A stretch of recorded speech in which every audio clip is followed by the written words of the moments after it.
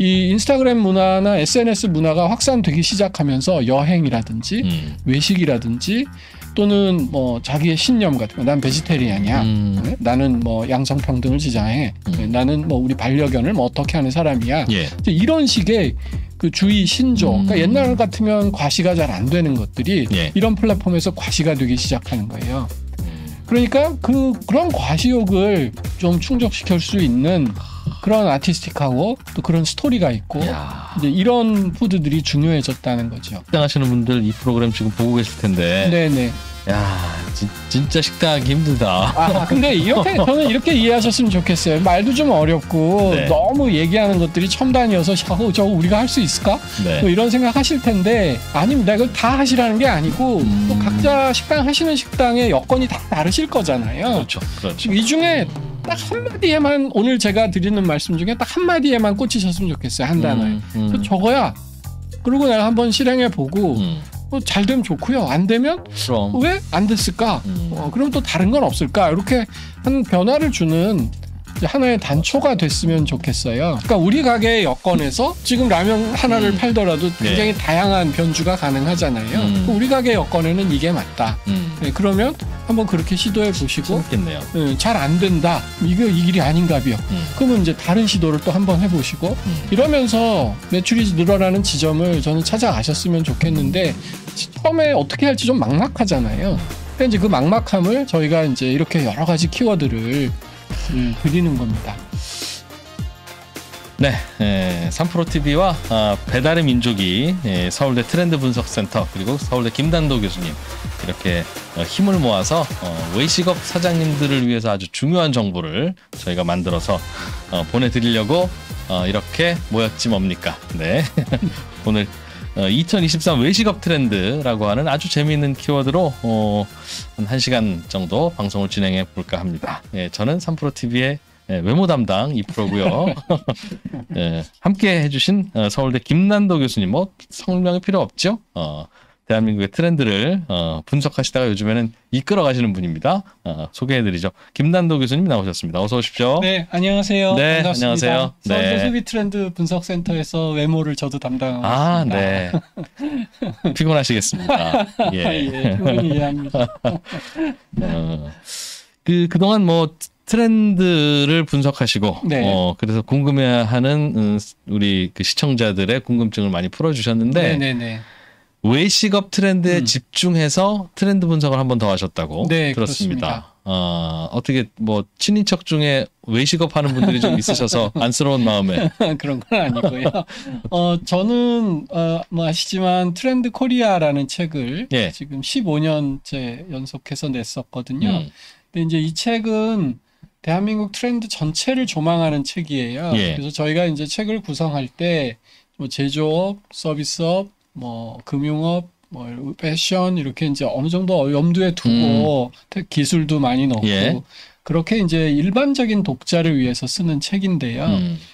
제가 이제 갖고 있는 하나의 소망 같은 게 있습니다. 제가 이 책을 쓸 때 처음에 의도는 뭐였냐면 이제 큰 대기업들은 자체 소비자 분석 부서도 가지고 있고 또 이제 리서치 회사에다가 계속 용역도 의뢰하고 그래서 소비자 정보가 되게 많아요. 하지만 이제 작은 자영업을 하시는 분들은 이제 그럴 여력도 없고 하루하루 장사하다 보면 고객은 자꾸 떨어져 나가는데 왜 그런지 잘 모르겠고 예. 그 이제 그런 분들한테 여기 트렌드가 어떻게 변하는 거예요 하는 걸 알려드리려고 사실 책을 처음 시작한 거였습니다. 그랬는데 이걸 하다 보니까 조금 더 특정한 업에 구체적으로 더 특정된 트렌드 키워드를 좀 제공해 드리면 좋겠다. 예. 이제 이런 생각이 늘 있었거든요. 근데 이제 이번에 배달의 민족하고 예. 같이 조금 협업을 해보자. 이제 그런 논의가 금년 초에 나왔어요. 배달의 민족이라고 하면 뭐 배달 중심이긴 하지만 우리나라 외식 트렌드를 그 안에서 보면 다 알아낼 수 있는 그렇죠. 빅데이터를 갖고 있는 그렇죠. 회사니까. 그래서 저희는 그게 너무 좋았던 거예요. 그래서 네. 저희가 그동안 15년 넘게 트렌드 뽑아온 전문성하고 예. 배달의 민족에 가지고 계신 이거는 거의 전수 데이터잖아요. 네. 그 데이터를 좀 합쳐가지고 조금 외식업에 특화된 그런 키워드를 좀 뽑아보면 어떠냐. 요즘 외식업은 이렇더라. 그렇죠. 내년에는 요럴 것 같다.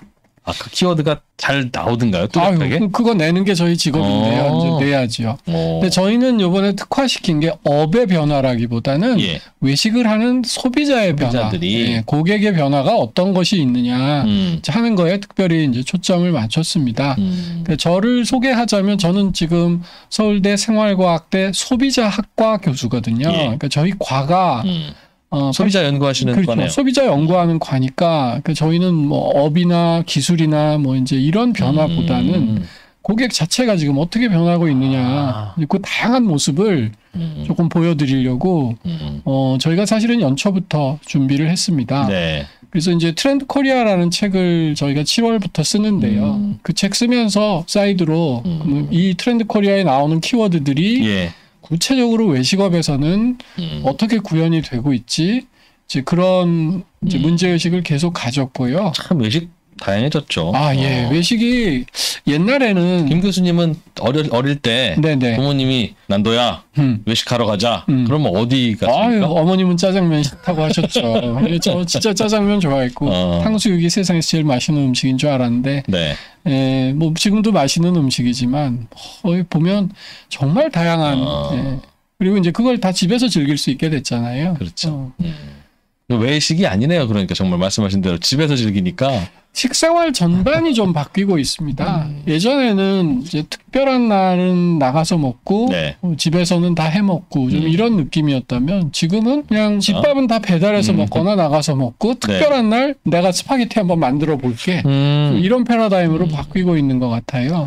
알겠습니다. 그러면 발견하셨다는 그 외식업 트렌드들을 좀 하나하나 네네네.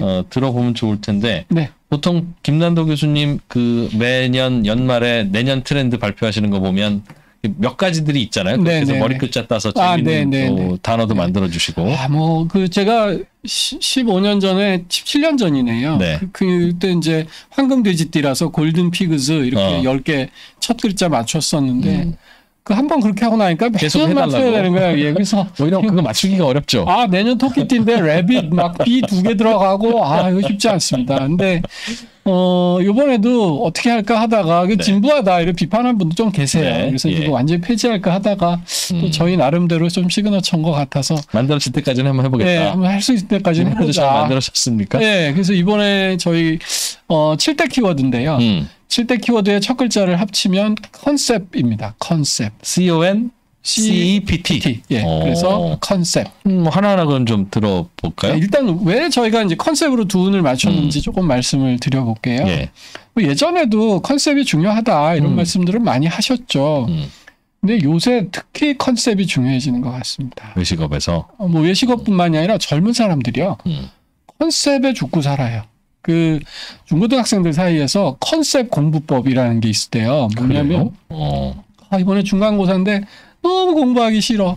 하지만 난 공부 열심히 해야 돼. 왜냐하면 난 우리나라 공주니까. 그래서 이제 자기가 공주라고 컨셉. 왜냐하면 내가 공주가 공부를 못하면 백성들이 힘들잖아. 그러니까 난 이제 공부 열심히 할 거야. 이렇게 생각하는 거예요. 캐릭터 만드는 거. 네, 캐릭터를 만드는 거지. 근데 문제는 거기서 끝나는 게 아니라 그래서 공주 옷 입고 그 공주 놀이 선물 세트 뭐 이런 거 목걸이 끼고 뭐 공주 ASMR 뭐 공주 사진 붙여놓고 그러고 컨셉 잡고 공부한다는 거예요. 세상에. 그 해리포터 공부법도 있어요. 그 헤르메온느가 공부 되게 잘하는 애거든요. 걔 옷 입고 공부복. 네. 그래서 이제 걔 목도리 하고 뭐 완드 들고 그러고 공부했다는 거예요. 그러니까 이제 왜 이렇게 젊은 세대가 컨셉에 열광을 할까? 보면 이 세대가 어릴 때부터 게임 하루 종일 하잖아요. 그러니까 그 세계에 푹 빠지는 거예요. 그 세계관에 아주 익숙해지고 또 인스타그램, 페이스북, 틱톡 아무튼 이런 플랫폼들에서 현실이 아닌 컨셉에 굉장히 그 민감하고 잘 빠집니다. 네. 그래서 소비자의 변화도 컨셉이 되게 중요해지고 있고요. 또 업의 변화를 봐도 제가 평균의 실정이라고 표현을 했었는데 이제 평균적인 매스한 식당보다는 자기 컨셉이 분명한 식당들이 살아남을 수 있다. 그 두 가지를 저희가 합쳐가지고 소비자들도 컨셉을 중시하고 있고 그렇습니다. 스스로도 네. 식당들도 컨셉이 점점 더 중요해지고. 네네네. 그래서 이제 컨셉을 가지고 저희가 키워드를 만들었습니다. CONCEPT. 예, C 두 개 들어갔는데 잘 만드셔 주셨네요. 그렇습니다. 뭐부터 좀 들어볼까요? 그럼 트렌드로. 첫 키워드. 첫 C는 저희가 항상 제일 중요한 걸 1번에 내세워요. 그래서 제일 이 핵심이다 싶으면 어떻게든 C로 시작해가지고 제일 앞에다가 넣는데 영어로 하면 casual but special. 캐주얼 but 스페셜. 우리말로 하면 금쪽 같은 내 한 끼. 그러니까 스페셜 해야 되는데. 네, 캐주얼 그 스페셜한 것들이 굉장히 캐주얼해지고 있다. 그지 그런 뜻이죠. 그렇다고 각 잡고 분위기 잡지는 말고. 네. 캐주얼한 분위기 안에서도. 네. 그게 제일 어려운 건데. 네, 그 사실 좀 어렵죠. 그래서 금쪽 같은 내 새끼라는 이제 그 프로그램 이름을 좀 패러디 해가지고 금쪽 같은 내 한 끼. 내 한 끼. 이 내 한 끼가 정말 소중해졌다. 그래서 선택과 집중이 되게 강해졌어요. 그래서 내가 한 끼 좀 힘주어서 잘 먹어야겠다. 그러면 굉장히 이제 잘 먹는 프리미엄한 식사를 그걸 매우 중요시한다는 거죠. 예, 중요시한다는 거죠. 이해는 잘 안 가시죠? 공감은 잘 안 가시죠? 아닙니다. 저도 공감 가세요? 나도 은근 트렌디 했네. 뭐 이런 생각이 좀 드는 게 이 배민 데이터에 아주 재밌는 데이터가 있어요. 요새 사이드 메뉴를 많이 시킵니다. 그러니까 피자를 시킬 때 피자 한 판 시키고 끝나는 게 아니라 그 사이드로 스파게티, 뭐 치킨 윙, 뭐 그래서 요새 사이드 잘하는 집들이 또 주문이 많고 그래요. 사실 돈은 거기서 벌죠, 사실. 네, 그래서 이제 배민에 혹시 이런 현상 강해지고 있느냐 여쭤봤더니 점심 때보다 저녁 때 사이드 주문량이 1.7배래요. 그러니까 이제 집에 배달을 저녁을 시켰다는 건 이제 집에서 혼자 먹겠다는 뜻인데 1.7배 사이드를 시켰다는 건 좀 잘 먹겠다. 그리고 세 끼를 다 먹기보다는 두 끼 먹고 때우고 이런 사람들 많아지는데 그러니까 이게 선택과 집중이 강해지는 거야. 한 끼는 배만 안 고프면 되는 거지만 한 끼는 잘 먹겠다. 이런 생각이 강해지죠. 근데 그게 이제 조금 더 퍼지면 요새 이제 호텔에 막 몇십만 원짜리 오마카세 이런 게 예약이 밀려가지고요. 뭐 연내에는 아마 갈 수 있는 데가 없다고 그럽니다. 그래서 이제 그런 것도 수십만 원짜리 오마카세 한 끼지만 내가 선택해서 힘주어서 잘 먹겠다. 근데 이게 이제 단지 이런 프리미엄하고 럭셔리한 소비의 문제만은 아닌 것이요.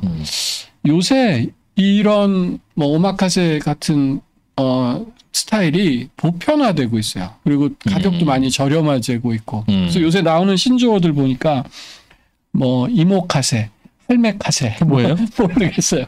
그러니까 술집에서 우리 오마카세라는 건 이제 내가 일일이 주문하지 않고 한번 잘 만들어 주세요. 이제 이런 거잖아요. 우리 이모님이 우리 할머님이 정말 오늘의 메뉴, 오늘의 제일 좋은 식자재로 자 술 안주면 술안주, 고기면 고기. 그래서 원래 오마카세는 회나 조금 캐주얼하고 캐주얼해지고 있네요. 네, 그게 진짜 캐주얼해지고 있네요. 스페셜한 것들이 캐주얼해지고 있다. 그래서 제대로 된 한 끼에 대한 그런 니즈가 커지고 있다 하는 말씀을 좀 드릴 수 있겠습니다. 예전에 한상 이렇게 커다랗게 차려서 먹던 걸 하나 내주면 그게 오마카세잖아요. 그렇죠.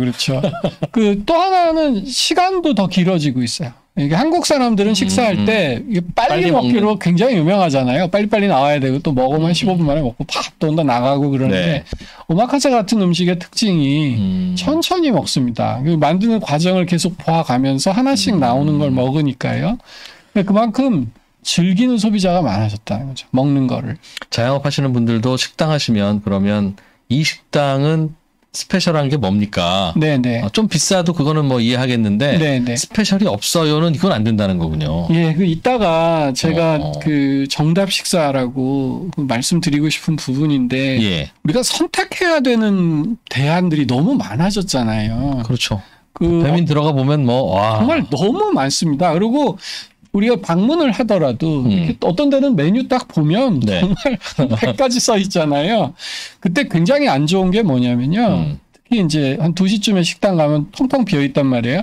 어디 앉을까요? 그럼 직원이 아무 데나 앉으세요. 이렇게 말해요. 정말 좋지 않습니다. 그걸 그렇게 하면 안 돼. 훈련을 시키셔가지고 그냥 아무 자리라도 좋아요. 딱 찍으면서 저 자리가 우리 가게에서 제일 시원합니다. 그 시원한지 여부는 차치하고라도 요새 같으면 이제 저희가 제일 따뜻합니다라든지 저기가 제일 한적합니다. 뭐 이렇게 연인이 왔으면 제일 조용합니다. 뭐 이제 이런 식으로 얘기를 해주면 마음 편하죠. 거기에 앉고 두 번째 여기 뭐 맛있어? 이렇게 많이 묻거든요. 그렇죠. 그러면 대체로 뭐라고 하시냐면 저희 다 맛있습니다. 이렇게 말하는 그거 안 된다. 안 돼요. 그건 딱 말씀을 드려요. 저희 집은 저희 사장님은 이걸 주방장은 이걸 정말 잘 만듭니다라든지 저희 집 오시는 손님들은 이걸 많이 시킵니다. 이게 그걸 안 시키시더라도 네. 일단은 그 얘기를 해드려야 된다는 거죠.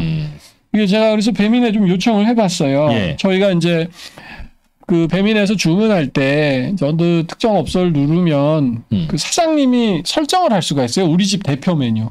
예, 그게 이제 맞아요. 앞쪽에 뜨고 네, 예, 앞에 인기, 뜨죠. 추천 네. 이런 것 있거든요. 그게 주문량이 1.9배랍니다. 그러니까 2배가 높은 거죠. 그러니까 현대 소비자들은 내가 뭐는 넣고 뭐는 빼고 막 이러고 싶지만 네. 또 대신 사장님 제일 잘하는 거 한번 가져가 보세요. 이 집의 시그너처가 뭐예요? 요새 보면 시그너처란 말 되게 많이 쓰시거든요. 그러니까 네가 제일 잘하는 게 뭐냐? 이게 알고 싶다는 거죠. 그렇죠. 그래서 그거 나 먹겠다. 좀 그런 생각들이 강했어요. 이게 왜 그런가 생각해 보면 요새 참 결정장애라고 할까? 너무 대안이 많으니까 메뉴 자체가 복잡하니까요. 네, 내가 이거 뭘 시켜야 되지? 예, 그 진짜 영원한 딜레마죠. 짜장면 시킬까, 짬뽕 시킬까. 그래서 저는 가서 2인 세트, 3인 세트, 5인 세트 이거 있으면 너무 좋아요. 예, 좋습니다. 저는 또 2명 가면 2인 세트, 3명 가면 3인 세트. 차제에 말씀드리고 싶은 게 네. 1인 세트가 없다. 아. 제가 보면 저 오늘도 좀 이제 강의 때문에 저는 혼밥을 되게 많이 하는데요. 예. 오늘 부대찌개 집을 갔어요. 들어가자마자 주눅 들어가지고 혼자 시킬 수 있는 메뉴가 뭔가요? 그랬더니 부대찌개 된다는 거예요. 1인분이? 네, 그래서 이제 해주셨는데 저는 거기서 조금만 더 욕심을 내면 부대찌개 양은 줄이되 그 집이 수육도 있고 뭐 그러더라고요. 아, 그렇죠. 1인 세트 만들어주면. 1인 세트로 수육 요만큼, 뭐 요만큼, 뭐 이렇게 해가지고 1인용 조금 더 비싸게 받으시더라도. 아까 말씀드렸듯이 금쪽 같은 내 한 끼거든요. 내가 오늘 혼자 먹지만 내 점심 잘 먹고 싶다.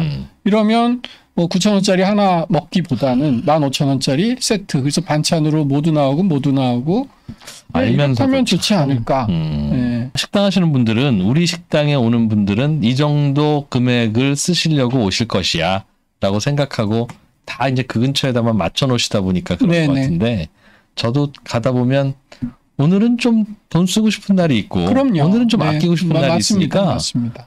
들어오시는 손님 보고 그걸 알 수가 없거든요. 예. 그러니까 그래서 항상 이중 가격 내지는 두 가지 세트 메뉴 그러니까 이른바 뜯기 다시라기도 하고 하나둘씩 넣을 수 있는 걸 넣는 이유가 극장 영화관 하시는 분이 그러시더군요. 영화관 가면 입장료도 10,000원, 팝콘도 10,000원이잖아요. 맞습니다. 팝콘이 왜 그렇게 비싸게 받냐? 뭐 그렇게 여쭤봤더니 영화관 오시는 분들은 영화관 와서 10,000원 정도 쓰고 재밌게 영화 보러 갈래라고 하시는 분도 있고 난 한 20,000원 정도는 쓰고 싶은데 라고 하는 분이 있는데 영화관은 무조건 입장료 10,000원이라는 거예요. 그러면 20,000원 쓰려고 들어오시는 분한테 영화를 2편 보고 가라고 할 수는 없는데 그렇죠. 뭐라도 10,000원짜리가 하나 있으면 그분은 그게 뭐든 관계없이 거의 쓰신다는 거죠. 그러니 우리는 그걸 팝콘으로 생각하는 겁니다. 그러니까 그거는 팝콘의 원가와는 무관하게 그런 게 하나 있어야 됩니다. 이런 말씀하시는데 또 한 가지 좀 재밌는 측면이 하나 또 추가로 있는데요. 어떤 식당에 제일 비싼 게 12,000원, 그다음에 10,000원, 8,000원 이렇게 세 가지 종류가 있다고 쳐요. 네. 사람들은 대체로 10,000원짜리를 많이 시킵니다. 제일 싼 거라나 제일 비싼 거보다는 중짜를 시키죠. 그때 1인 세트 근사한 프리미엄한 게 20,000원짜리가 그 위에 하나 써 있으면요. 사람들이 12,000원짜리를 시켜요. 1인 세트 먹고 싶으신 분은 또 그 나름대로 시키고. 그러면 20,000원짜리 주문이 없더라도 얘는 자기 역할을 다 한 거죠. 제일 위에서. 왜냐하면 고객들이 지불하려는 가격의 지지선이랄까? 지불 의사, willing to pay 하는 가격들이 있는데 이게 제일 비싼 게 12,000원이면 거기 맞춰진단 말이에요. 앵커가. 근데 20,000원짜리 메뉴가 있는 순간 이 집은 20,000원짜리 파는 집이야. 근데 거기서 오늘 조금 자제해서 12,000원 시키는 거죠. 그러니까 스페셜한 거 만들어놔. 그러니까 계속 연구 개발하고 좀 요새 고객이 뭘 좋아할까, 뭐를 할 수 있을까. 뭐 배민에서 김난도 교수가 금쪽 같은 내한끼 즐기는 사람들이 느느다는데 우리는 어떤 메뉴를 개발하면 좋을까. 이런 고민을 조금 해보시는 계기가 되라고 저희가 이렇게 이제 7대 키워드를 만든 것입니다. 그러게요. 사람 뭐 얼마나 살지 얼마나 건강할지 어떻게 합니까? 진짜 오늘 내가 즐긴 이 한 끼가 어찌 보면 나의 마지막 식사라고 하면 좀 말이 그렇지만 네네. 몇 안 되는 남아있는 것 중에 하나였을 거예요. 우리 이제 농담이지만 흔히 다 먹고 살자고 하는 짓이다. 뭐 이런 얘기 표현 쓰잖아요. 먹는 게 제일 중요한 건데. 돈 아무리 많아도 새끼 먹죠. 뭐 얼마나 먹겠습니까? 이런 게 있습니다. 우리 자동차나 옷은 진짜 부자하고 저하고 네. 차이가 많이 나거든요. 그렇죠. 네. 근데 먹는 거는 그분들도 새끼 드시고 네. 저도 새끼 먹고 오늘 비싸요. 얼마나 비싼 거 드시겠어요. 이 차이가 옷이나 자동차나 집보다는 훨씬 적단 말이에요. 네. 우리가 가장 적은 투자로 가장 럭셔리하고 프리미엄한 경험을 할 수 있는 것이 저는 식사라고 생각해요. 점점 많은 소비자들이 그래서 식사의 가치를 두고 무게를 치른다. 그럼요. 그러니까 우리가 어디 이제 뭐 지방에 가면 여기 뭐 아무개 연예인, 뭐 아무개 재벌님, 아무개 대통령님 오셨던 그런 식당이다. 네. 거기 우리 같이 할 수 있는데 가보고 싶은 거고. 가보고 싶은 거고요. 근데 그런 분이 쓰셨던 뭐 옷 이런 거 살려면 돈이 너무 많이 든단 말이죠. 그죠? 네. 네. 저도 식당에 가면 연예인 사인 많이 붙여놓는데 네, 맞아요. 그거 보면 연예인도 별거 없구나. 네, 맞습니다. 뿌듯해지고. 네, 그러니까 먹을 게 갈수록 중요해지는 거죠. 그렇군요. 그게 네. 제대로 즐기는 한 끼. 네, 제대로 즐기는 한 끼. 그리고 두 번째로 말씀드렸던 게 저희가 정답 식사라는 키워드입니다. 그래서 식사에서도 자꾸 이 결정장애 시대에 정답을 자꾸 찾는다. 정답을 좀 알고 싶어 한다. 적극적으로 권해라. 네, 네, 적극적으로 권하다. 이제 이런 거 있어요. 이거 서브웨이라고 그 이제 샌드위치. 근데 여기는 뭐 정말 결정할 게 많아요. 조합이 너무너무 많아가지고. 잘 못 가잖아요, 그래서. 그래서 미국서 처음 갔는데 영어도 잘 안 되는데 막 시키는데 뭐 정말 못 알아듣겠고. 근데 그런 영상이 인기예요. 서브웨이 알바생이 권하는 꿀조합. 그래서 이렇게 시키면 제일 맛있다. 네. 뭐 이런 정답을 나름 그 알바생이 이게 알바생 꼭 공식 입장도 하니까 얼마나 편해요. 얼마 전에 저도 그래서 서브웨이가 무슨 세트 메뉴 만들었다는 뉴스를 들어본 적이 있는 것 같은데 네. 말씀하신 그 지적 때문에 사람들이 스트레스 받으니까 그렇죠. 서브웨이의 강점이라는 게 처음에는 말씀하신 대로 내가 알아서 골라 먹을 수 있다는 게 강점이었는데 꼭 그게 강점만은 아닐 수 있구나. 이게 문화적 차이도 조금 있습니다. 우리 미국 영화 보면 같은 오믈렛을 시켜도 뭐는 뭐 파는 넣지 말고 양파는 넣고 뭐 반 익히고 어쩌고 저쩌고 정말 주문이 많으면 그 웨이트리스들이 다 받아 적잖아요. 네. 근데 저는 이해가 안 가는 게 우리는 가서 알아서 잘 해와 봐 이렇게 말하거든요. 그래서 이제 미국 사람들은 선택권이 되게 중요해서 서브웨이 같은 데서 진짜 빵 종류에 뭐 시시콜콜한 거 하지만 우린 좀 정답을 찾는 경향이 있죠. 그래서 뭔가 조금 정답에 맞는 큐레이트된. 네. 요새 이제 큐레이션은 뭐 사실은 다른 산업에서 되게 대세거든요. 그래서 이제 그런 대세 속에서 저는 이 음식 문화 외식업에서도 비슷한 현상이 생겨나고 있다고 다양한 생각합니다. 메뉴를 만드는 건 좋지만 현재 상황에서 베스트 초이스 1, 2, 3는 항상 있어야 된다. 네, 그렇습니다. 그런 것도 중요한 그거고요. 두 번째 키워드로 저희가 제시한 것이 미션 이파서블입니다. 미션 이파서블. 임파서블이 아니고 먹는다 할 때 it을 넣어가지고 저희가 이제 재밌게 용어를 만들어봤는데요. 이게 이제 먹는 게 하나의 미션이 되고 게임이 되고 좀 그런 경향이 강해졌다. 아마 이해 잘 안 가실 텐데 저도 잘 이해 못 하는데 그 줄 긴 식당 있잖아요. 네. 2시간씩을 기다려가지고 그걸 결국 먹고야 말거든요. 근데 그 옆집 비어 있는데 왜 저럴까? 전 처음 되게 이상했어요. 제주도에서 그걸 느꼈는데 제주는 정말 시간이 황금 같잖아요. 그렇죠. 여기도 가볼 데 많고 이제 내일 비행기 타고 올라가야 되는데 거기서 유명한 뭐 고깃집 앞에서 2시간씩 기다리더라고요. 그것 때문에 코스도 바꾸고. 그러니까요. 코스를 거기 들리고 막 뒤에 밀리는데 안 가고.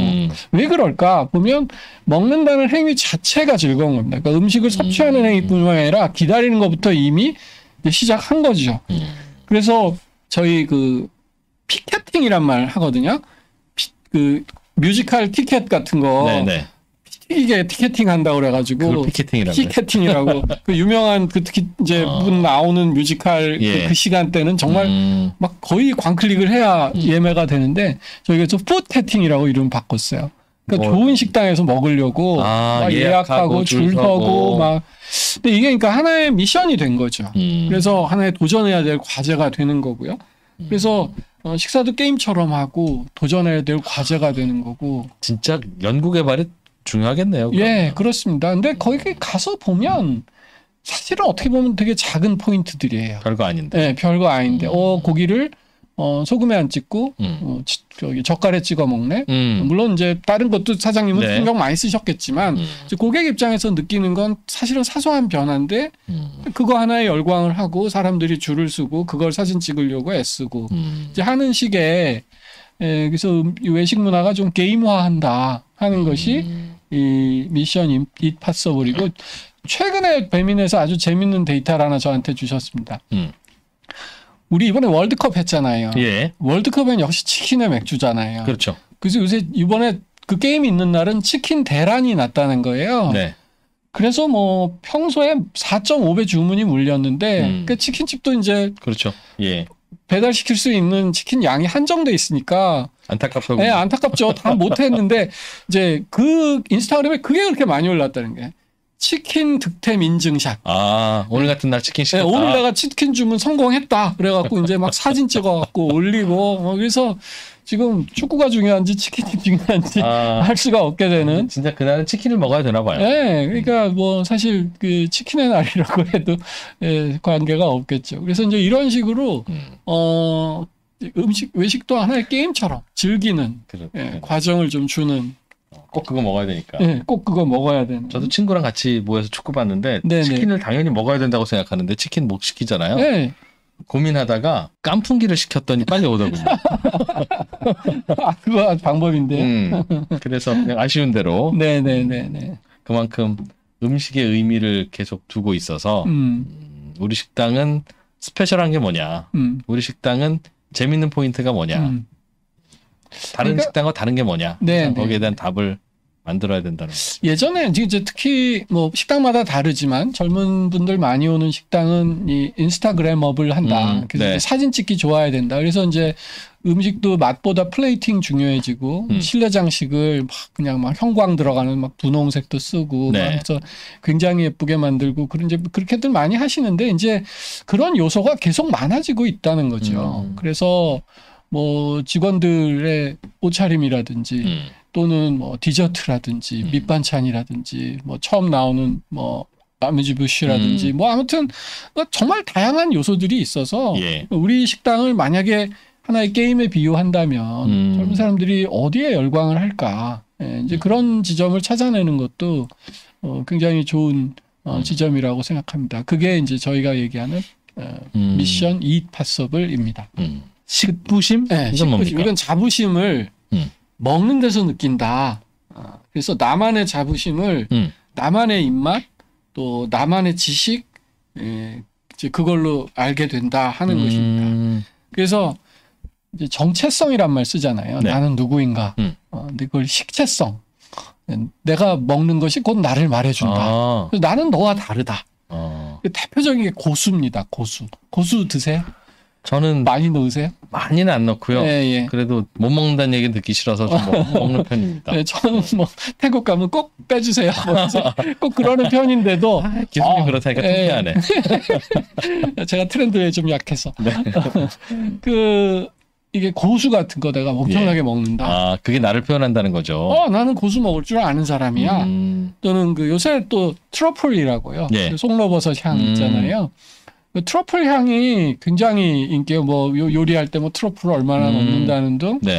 이것도 오래된 사례지만 민트 초코 논란이 있었습니다. 그러니까 나는 뭐 민트 향 좋다 싫다. 좋다. 예. 그래서 이제 이렇게 호오가 굉장히 갈리고 논란이 있는 그런 음식을 나는 좋아한다. 거기에서 자기 정체성을 좀 표현하려고 하는 이제 그런 경향들이 되게 강해지고 있죠. 그러면 그게 그런 메뉴가 예를 들면 뭐 민트향 잼에 고수 넣고 뭐 한 그런 김밥 예. 뭐 몇 개나 팔리겠습니까만은 그렇죠. 메뉴에 하나 추가해 놓는 건 되게 의미 있는 일이다 그런 말씀이세요? 누가 시키면 큰일은 나겠네요. 고수 어디 갔냐 뭐 이러지 않을까? 농담인데요. 이게 근데 저도 사실은 트렌드 코리아에서 몇 번 지적했던 문제거든요. 민트 초코 같은 것도 많이 썼고 그랬는데 이번에 배민하고 같이 일하면서 고수, 트러플, 민트 이게 1.7배가 언급과 주문이 늘었대요. 그러니까 정말 이런 사람들이 계속 꾸준히 예, 늘고 있는 거죠. 또 하나가 이거는 저희가 만든 말은 아니고 이제 많이 쓰시는 말인데 맵부심이란 말이 있습니다. 맵부심? 매운 거 잘 먹는 자부심.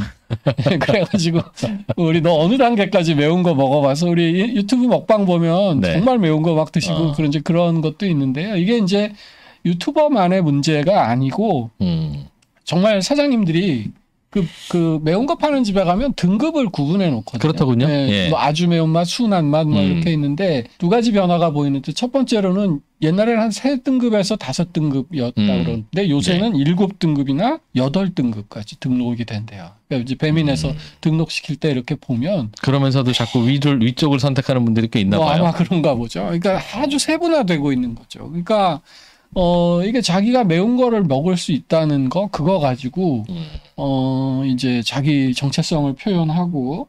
매운 거 잘 드세요, 교수님은? 저는 못 먹는 편은 아닌데, 저도 막 이렇게 아주 매운 거, 멕시칸 타코에 들어가는 뭐 그런 거, 할라피뇨 이런 건 잘 못 먹습니다. 저도 그런 거 고르라고 하면 적당하거나 약간 덜 매운 쪽을 선택하는데, 시켰다가 너무 매우면 아까운데 못 먹으면 어떡하지? 뭐 그렇죠. 그것 때문일 텐데.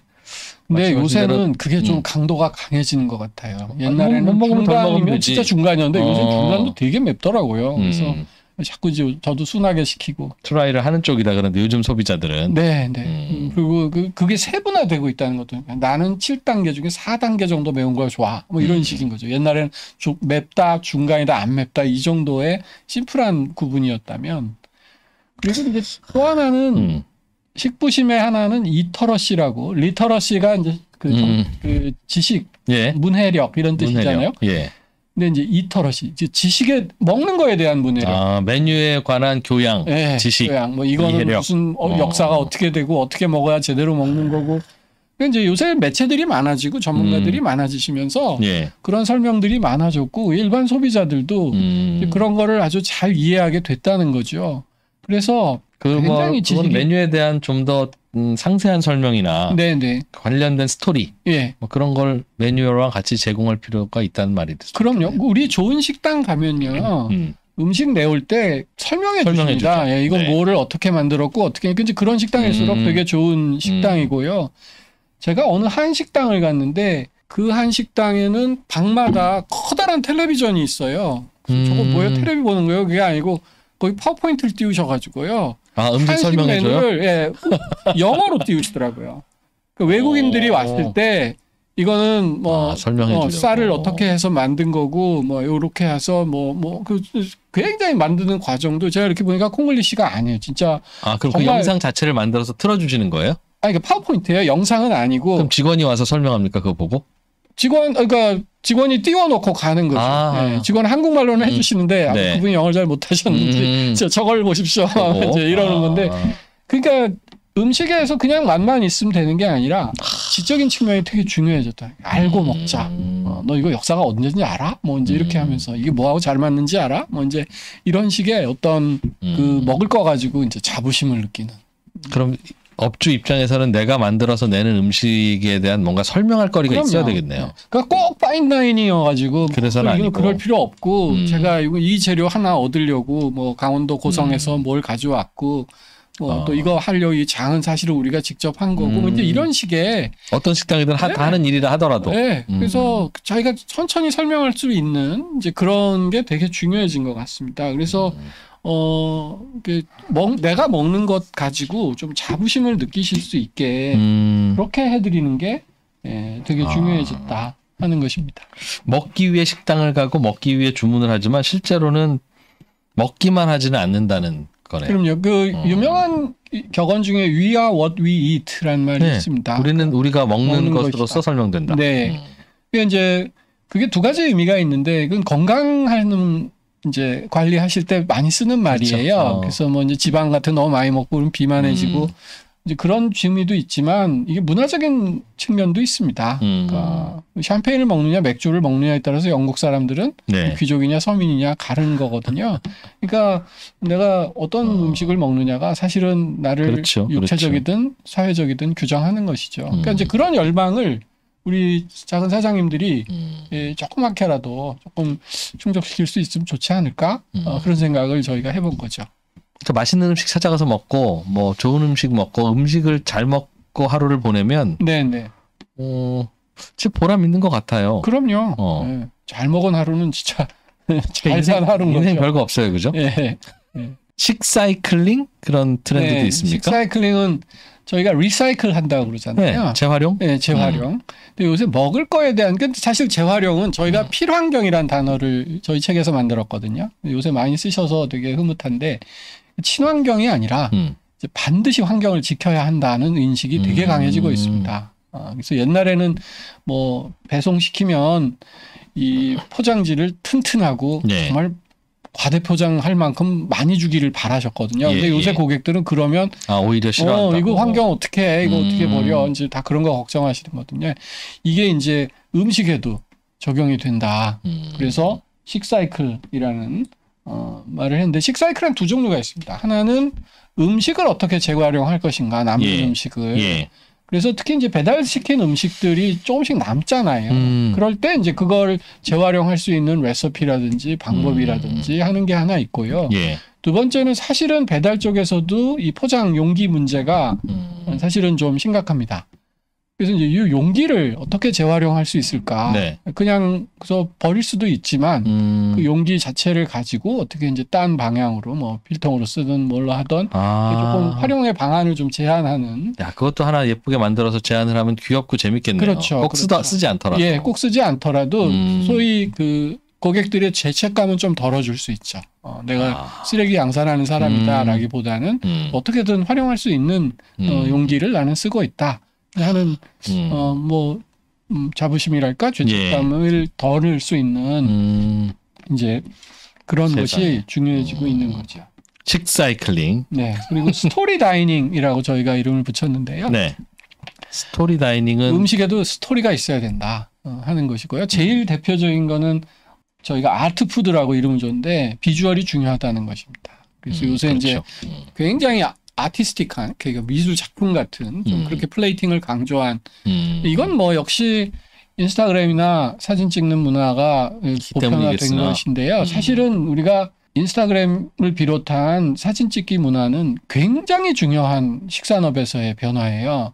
이게 뭐냐면 제가 한국 사람뿐만이 아니라 소비자들의 굉장히 특징 중에 하나는 자기 소비는 남한테 좀 과시하고 싶어하는 경향이 있어요.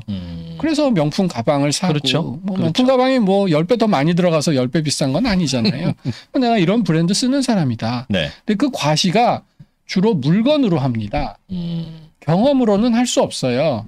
제가 아까 점심에 뭐 먹었는지 우리 프로님 모르시잖아요. 그렇죠. 그러니까 먹은 거는 자랑이 안 돼요. 네. 그러니까 기왕 자랑할 거면 돈을 어디다 써야 되냐면 물건에 써야 되는 거예요. 네. 그래서 명품이 많이 팔리고 한국 사람들이 옷을 좋은 거 많이 사거든요. 네. 근데 이제 먹는 건 자랑이 안 되니까 거기다 돈 잘 안 쓰는 거죠. 여행 가는 것도 내가 말을 해야 뭐 내가 방콕 그렇죠. 가자 했는데 안 되는 거죠.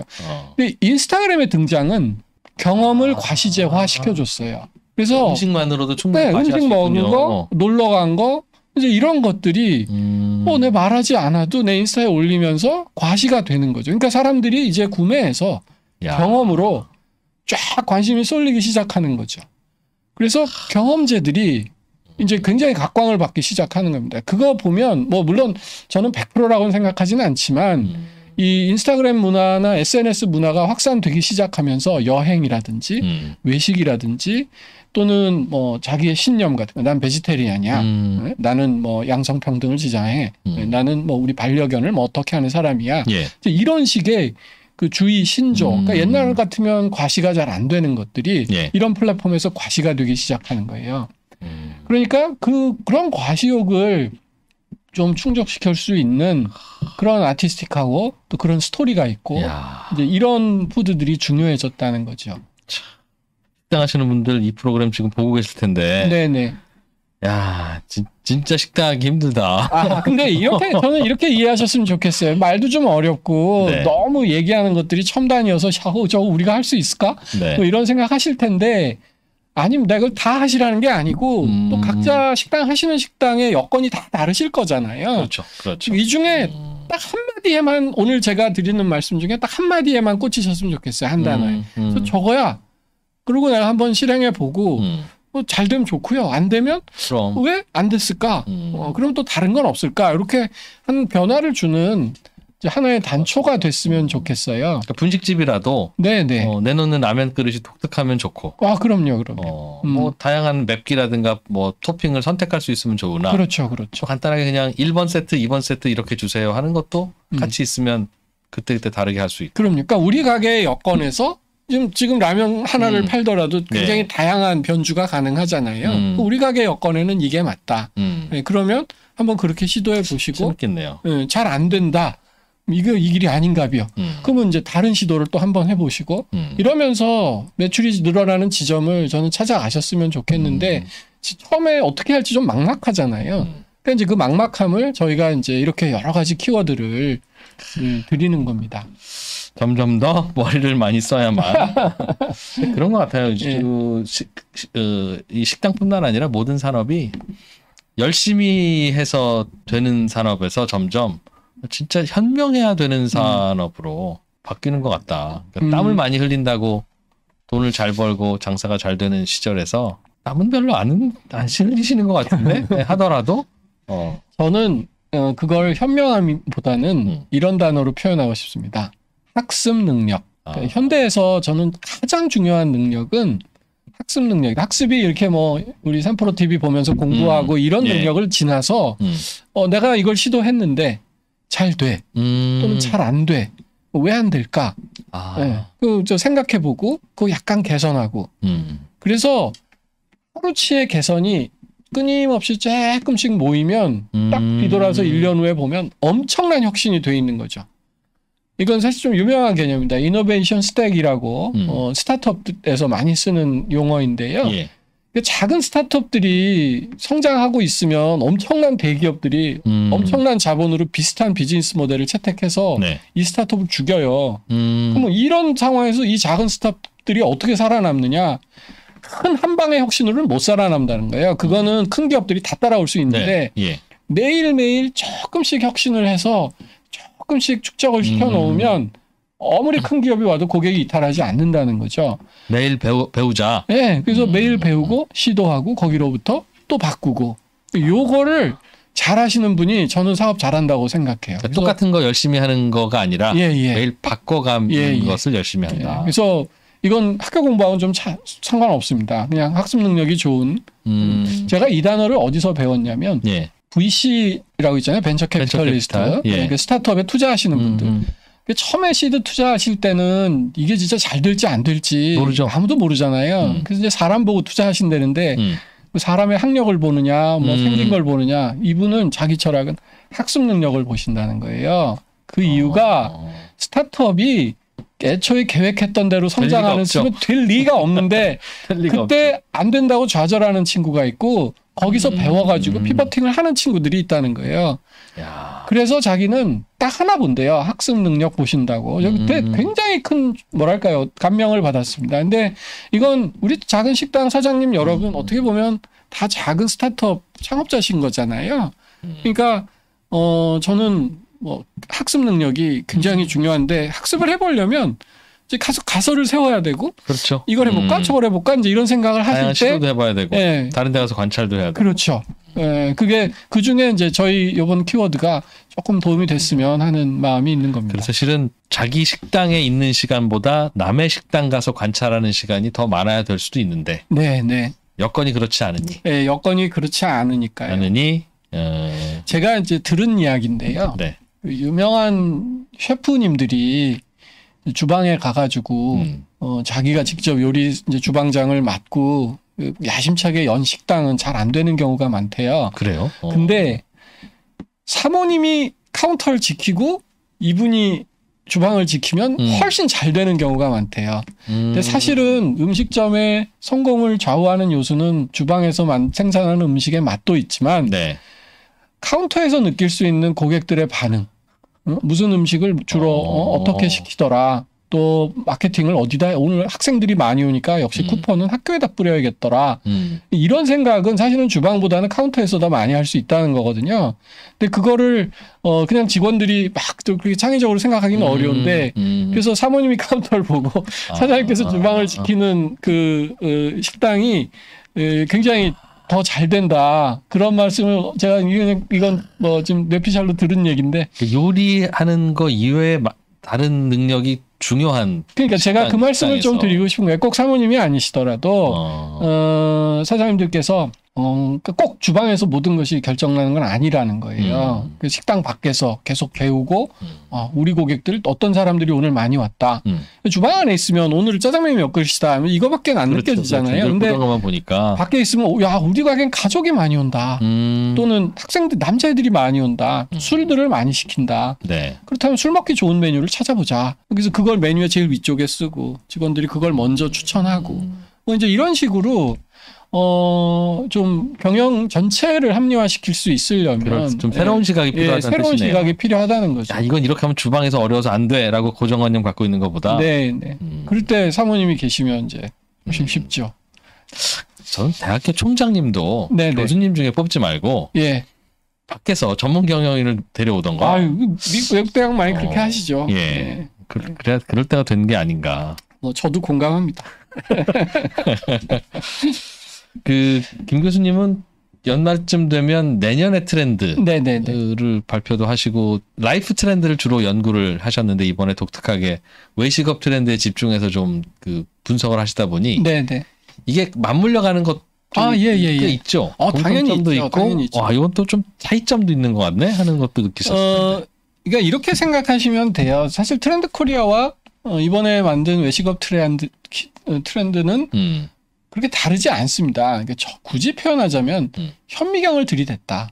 그러니까 저희가 트렌드 코리아에서 이번에 평균 실종 뭐 이런 얘기 했거든요. 예. 평균이 사라졌다. 근데 이거는 전자업에도 해당되고 금융업에도 해당되고 뭐 정말 큰 회사들 막 이런 데 다 해당되는 얘기거든요. 네. 그러면 음식점 사장님을 하시는 분들은 우리한테 평균이 실종됐다는 건 뭔 의미일까? 이제 궁금하시잖아요. 저희가 그걸 이제 전과처럼 좀 더 친절하게 알려드리고 싶었던 거죠. 라이프의 트렌드가 식당에는 어떻게 적용되는지. 식당에 어떻게 적용되느냐. 그게 이제 첫 번째고요. 두 번째는 나보고 뭘 하라고 이러실 거잖아요. 예. 그럼 한번 요렇게 해보세요. 메뉴에 1번에 뭐를 바꿔보세요. 맵기의 정도를 좀 세분화시켜 보세요. 생각보다 사람들이 친절한데 예민하니까 조금만 더 친절하게 노력해 보세요. 이제 이런 식의 구체적인 실전의 그 어떤 팁을 조금 드려야겠다. 그래서 사실은 제 표현으로는 현미경을 들이댔다. 돋보기를 들이대고 트렌드 코리아에서 좀 막연했던 얘기들을 우리 식당 버전으로는 어떻게 이해할 수 있을까? 이제 그 얘기를 저희가 한 거죠. 전 듣다가 보니까 나도 뭐 하나 식당 하나 운영하고 싶다는 생각이 들 만큼 다양하게 재밌을 것 같아요. 네네. 분식집에 들어가도 문 앞에 있는 자리에서는 500원 깎아주고 아까우시면 여기 앉으셔도 되고 재밌는 시도가 있을 것 같은데 그게 뭐 꼭 그렇게 취향을 저격하는 것 아니더라도 그런저런 시도를 하는 게 또 얼마나 친근감이 있어요. 그냥 맞습니다. 매너리즘에 빠져서 하시는 것보다. 그게 관찰이 중요한 것 같아요. 그래서 계속 관찰하면서 고객들이 그냥 놔두면 어디에 앉고 어떻게 주문하고 또 무슨 반찬을 주로 남기고 뭘 더 달라고 하고 이런 것들을 보아가면서 중요한 건 바꿀 수 있는 능력이죠. 그래서 이런 시도 저런 시도를 하면서 계속 바꿔보는. 그래서 제가 주방 그 홀도 되게 중요하다 이런 말씀 드리는 게 관찰이 이루어지는 영역이기 때문입니다. 저희도 소비자 트렌드 추적할 때 제일 중요하게 생각하는 게 관찰이에요. 관찰. 어떻게 하시는지 보는 거죠. 그러니까 밖에 나와 계셔야 되는군요. 사장님이. 그렇죠. 사장님이 밖에 주방보다는 밖에 계시는 게 더 좋다 이제 하는 말씀입니다. 근데 사실은 뭐 음식 맛이 중요하지 않다는 건 아니니까요. 사장님이 주방에 계시긴 계셔야 될 수도 있지만 그러면 홀에는 또는 홀 밖에는 더 학습 능력이 뛰어난 파트너가 있으면 더 좋으시겠다. 이제 그렇게 요약하면 되겠습니다. 네. 저도 그 재밌는 경험한 게 하나 있는데 이제 제 친구 중에 인도에서 온 친구가 있는데 인도에서 우리나라에 와서 뭐 이제 허드렛일 같은 거 하러 온 분이죠. 이제 그분을 인도 식당 하시는 분한테 소개를 해드렸어요. 인도 음식 할 줄 모른답니다. 그 친구는. 인도도 요리는 여자들만 하나 봐요. 그래서 남자는 할 줄 모르는데 그분을 인도 식당 하시는 분이 채용을 해서 뭐 한국말도 잘 할 줄 모르니까 그냥 카운터에 서 있고 그냥 어슬렁거리다가 물이나 갖다 드리고 이런 거나 하라고. 씩 웃고 다니고 뭐 주방에 가서 이거 주고 하고. 그랬더니 식당 분위기가 완전히 달라져가지고 완전히 식당이 갑자기 잘 된다고. 그러네요. 근데 만약에 그 인도 분이 요리를 너무 잘해갖고 주방에만 처박혀 계시고 의미 없죠. 그럼 아무 의미가 없잖아요. 이 식당은 어슬렁거리는 직원도 현지인을 뽑았으니 그렇죠. 주방에는 다 인도인만 있겠구나. 그런 생각을 하게 되는 것 같다고. 포인트인데요. 네네. 그만큼 맛도 맛이지만 경험과 느낌과 그런 걸 소비자들이 더 중시한다. 그러니까 이제 이렇게 생각하면 돼요. 저희 요새 이제 대기업도 그렇고 저희도 트렌드 코리아에서 2년 전에 얘기했는데 CX라고 보통 표현합니다. 커스터머 익스피리언스. 그러니까 요새는 내가 뭘 하느냐 어떻게 파느냐 중요한 게 아니고요. 고객이 어떤 경험을 하느냐 하는 게 되게 중요한데 고객의 경험이 이루어지는 것은 주방이 아니란 말이죠. 뭐 홀이고 방이고 배달받은 자기 방인데 그 안에서 고객은 어떤 경험을 할까?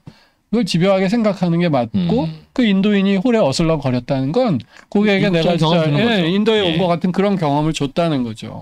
그건 천재인데.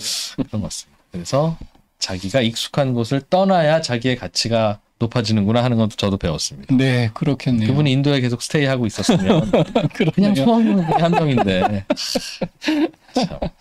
그러네요.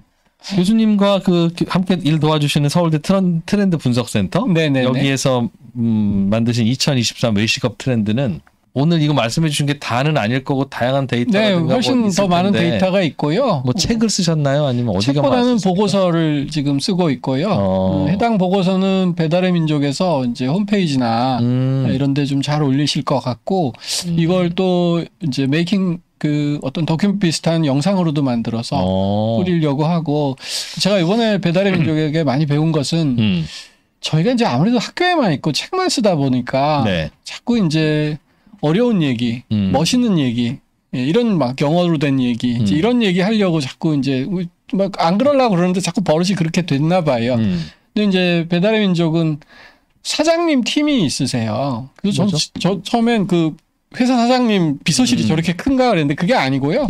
그러니까 배민에 들어와 계신 여러 사장님을 지원하는 조직입니다. 그러니까 철저히 이 사장님들 입장에서 서울대 트렌드 센터가 말한 키워드들을 어떻게 쉽게 이해시키고 또 어떻게 하면 쉽게 더 전달하고 그렇게 해서 메뉴에 개발하고 이거를 배민이 굉장히 고민 많이 하고 계세요. 그래서 아마 가장 이해하기 쉬우신 형태로 아마 여러 통로로 매체로 전달이 될 겁니다. 배민 외식업 광장이라는 사이트에 가면 외식업 트렌드 보고서를 아마 보실 수 있을 거고 뭐 여기에도 경품도 걸고 다양한 이벤트도 하는 것 같은데 이렇게 해서 사장님들의 음식이 맛있어지고 더 품질이 좋아지고 재밌어지고 그러면 2번 시킬 거 3번 시키고. 그럼요. 그렇게 될 거 아니겠어요? 그런 게 저는 상생이라고 생각을 합니다. 사실은 저희 코로나 바이러스 사태 때 식당에 방문 못하게 하고 시간 제한하고 마스크 못 벗게 하고 저는 배민이나 이 디지털이 없었다면 우리 경제에 주는 충격이 훨씬 컸을 거라고 생각해요. 특히 이제 음식점 사장님들에게는 정말 다 활로가 없었는데 이렇게 이제 배민처럼 플랫폼이 생겨가지고 그래도 배달을 하면서 비즈니스를 이어갈 수 있고 또 새로운 가능성을 찾을 수 있었다는 점에서는 그래도 그나마 불행 중 다행이었다 그런 생각이 들고요. 그런 의미에서 또 배민이 갖고 있는 데이터나 또 이 사장님들의 그 어떤 문제의식에 대한 노하우 이런 거 저희도 배울 수 있어가지고 저도 이건 개인적으로 굉장히 큰 저도 성장이 있었던 프로젝트였습니다. 앞으로도 내년 내후년에도 이 외식업 트렌드는 좀 집중적으로 분석을 좀 해주십시오. 네, 금년에 좀 반응이 좋아야 제가 내년에도 또 할 텐데 좀 많이 호응해 주시면 좋겠습니다. 시청자 여러분들도 당분간 음식은 배민에서 시키는 걸로. 교수님 저희가 이거 연구하셨다고 해서 기쁜 마음에 일단 모셔서 듣기는 했는데 좀 더 자세한 내용도 뭐 보고서로 따로 올려주신다고 하니 시간 되실 때 뽑아서 쭉 읽어보시면 될 텐데 이거 어떻게 좀 더 잘 활용할 방법은 뭐가 있을까요? 이렇게 하시는 사장님들이. 제가 이제 대중 강연하면 트렌드 코리아 같은 것도 할 때 맨 마지막 멘트가 여러분에게 작은 힌트라도 하나 되면 오늘 강의가 보람 있겠다. 네. 저는 항상 그렇게 강의를 끝내거든요. 이번 보고서도 마찬가지입니다. 그 여러 외식업 하시는 사장님들이 이 수많은 이상한 개념 중에서 정말 딱 하나라도 아주 작은 힌트 하나 찾으시면 다 하실 필요도 없고요. 좋겠다. 예를 들면 제가 한 5년 전인가 7년 전쯤에 그 마이너가 중요하다. 메이저보다 그 곁다리가 더 중요하다. 이제 이런 키워드가 있었거든요. 네. 사소한 것이 차이를 만든다. 이제 이런 키워드가 있었는데 제가 어느 이제 대중 강연을 이제 구청에서 하고 질문하세요. 그랬더니 한 분이 이렇게 손을 드시더니 그분이 질문이 아니고 자기가 그 작은 것이 차이를 만든다 교수님 그거를 읽고 고깃집을 하시는 분인데 그동안은 좋은 고기, 뭐 툭불 막 이런 고기들을 이제 조달해 오는 데만 관심을 뒀었는데 고기보다 더 작은 게 중요하겠다 이런 생각이 들어서 밑반찬 하나를 정말 맛있게 만들려고 연구 개발을 자기가 밑반찬에 집중했다는 거예요. 그래서 거기는 고기보다도 밑반찬을 이제 잘 만들려고. 그랬더니 진짜 손님이 늘더라는 거예요. 그래서 자기가 이 자리를 빌어서 교수님께 감사드립니다. 그래서 제가 그 자리에서 제가 더 감사드립니다. 예, 저는 생각지 못했던 측면인데 그 사장님이 거기서 작은 힌트를 얻으셔가지고 그 비즈니스에 도움이 되셨다니까 저 얼마나 보람 있어요. 그래서 진짜 그때 그 느낌이 정말 좋았어요. 그래서 이번에 배민하고 프로젝트 하자고 할 때도 이제 그런 분들이 정말 많이 늘어나셨으면 좋겠다. 이제 그런 생각을 하게 됐고요. 그래서 저는 그 말씀을 드리고 싶습니다. 우리 10년 전하고 지금하고 얼마나 달라졌는지 한번 상상이 안 되잖아요. 세상이 너무너무 달라졌잖아요. 모든 게 다 달라졌는데 우리 비즈니스 하는 방식만 똑같다. 이러면 안 되겠죠. 그래서 지금 우리 고객들이 얼마나 많이 바뀌었는지 한번 조금 느끼시는 시간이 됐으면 좋겠고요. 그중에서 우리 가게에 적용할 수 있는 아주 작은 포인트 하나만 찾으셨으면 저는 정말 더 바람이 없겠습니다. 쭉 읽어보시고 느낌이 오는 포인트를 하나씩 적용해 보면 아마 그럴 거예요. 그러다가 또 시간 날 때 한번 또 읽어보면 또 이거 또 달라지고 그렇죠. 이 포인트를 또 생각 못했구나. 네네. 그런 걸 외식업을 위한 트렌드 리포트를 또 고맙게 잘 만들어 주셨네요. 서울대 트렌드 분석센터 감사드리고요. 김난도 교수님도 고생 많이 하셨습니다. 배민 외식업 광장 거기 들어가면 좋은 리포트 올려놓으셨다니까 한번 가보시고요. 자, 2023 외식업 트렌드 저희 3프로TV가 김난도 교수님 그리고 배달의 민족과 함께 자영업 하시는 여러분들께 도움이 좀 되는 게 있을까 싶어서 준비해왔는데 저도 많이 배웠고요. 전 조만간 3프로TV 그만두고 외식업을 시작해볼까 하는 생각이 들 만큼 재밌는 포인트들이 많았습니다. 김난도 교수님 오늘 시간 내주셔서 고맙습니다. 아닙니다. 불러주셔서 진짜 제가 영광입니다. 재밌었습니다. 감사합니다. 네, 고맙습니다. 저도 재밌었습니다. 고맙습니다.